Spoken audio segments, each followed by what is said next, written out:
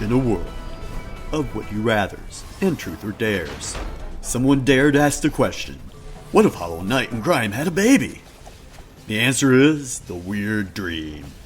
Enough of that. Midlife Maestro here. I played a game called The Weird Dream. It's an indie Metroidvania, lovingly hand-drawn and developed by Shanghai AmberDragon and published by WhisperGames. It was released for PC on March 9th, 2024. This is a nice one, with pretty pictures combined with a dark narrative and really challenging gameplay. Stick around to hear my score, the Maestro Mark. The Maestro Mark is the sum of scores from 5 categories, with a maximum of 2 points for each category. As far as this game goes, I think you might like it.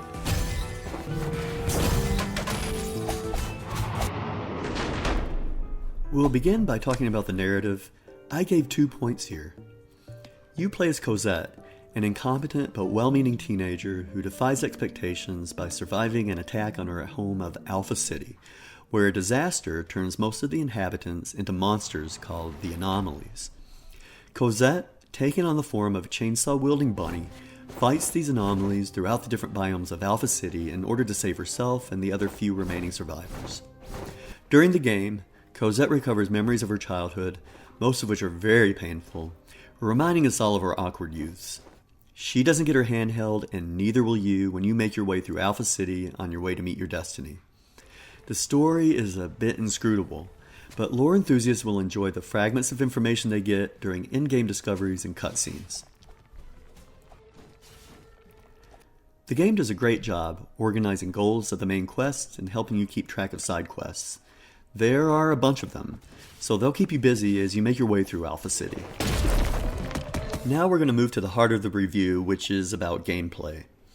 I only gave 0.5 points here because there was an unforgivable bug at the end of the game that tainted the entire experience for me. To date, it has not been fixed. The game offers hack-and-slash combat via your chainsaw, and there are some ranged options as well, including arrows and cannon blasts. Cannon blasts are unique in that the attack moves the player in the opposite direction, which can help in platforming and in avoiding fall damage. Attack chains are encouraged, as 6 consecutive hits will partially fill your ultimate bar.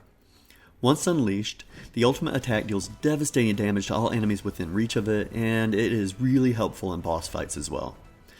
Various buffs and protections are available through eating food and via runestones, which are similar to rings in the Souls series. The game offers a great difficulty balance. While healing is limited and you only have access to some of the food in your inventory during a boss fight, you also respawn in the room in which you die, not the last checkpoint you saved at. All boss fights start with Cosette at full health, range attacks, and your ultimate bar is full too. There are over 30 boss fights, and they each add to atmosphere and thematic elements. The game is light on puzzles and heavy on platforming. While the platforming is not as challenging as Hollow Knight, it's still challenging enough, and you'll have to do it in order to increase your attack, the number of runestones you can equip, your max health, and the max bar for your ranged attacks. The map is enormous. It is nicely customizable, allowing you, for example, to mark areas that are off limits so you can go back to later when you're stronger and you have more abilities. Fast travel is easy, it's robust, and you can go to any unlocked resting point from anywhere on the map. Healing, like I talked about previously, is only done with consumables that don't automatically replenish at checkpoints. You get lots of raw materials during gameplay that can be used for cooking. Buying the same food is very expensive, so cooking will be the primary method of gaining health and buffing consumables. We all know that bugs in games are industry standards at this point, unfortunately. Developers need to get the games out as soon as possible so that they can start recouping costs. And unfortunately, this causes some buggy games. And the publishers can just do a mea culpa in giving nice updates later, which should have been done before the game was released.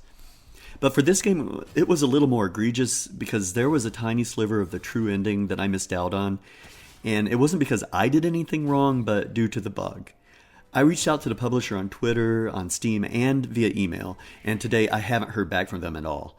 An update since I beat the game did not resolve the issue for me. Now let's talk a little bit about graphics. I gave 2 points here. Visually, The Weird Dream is captivating with charming artistic visuals, bringing Alpha City to life with vibrant colors and imaginative designs. It's hand-drawn, and it's so well done you might doubt whether you're being told the truth about that. The attacks are cinematic and exciting.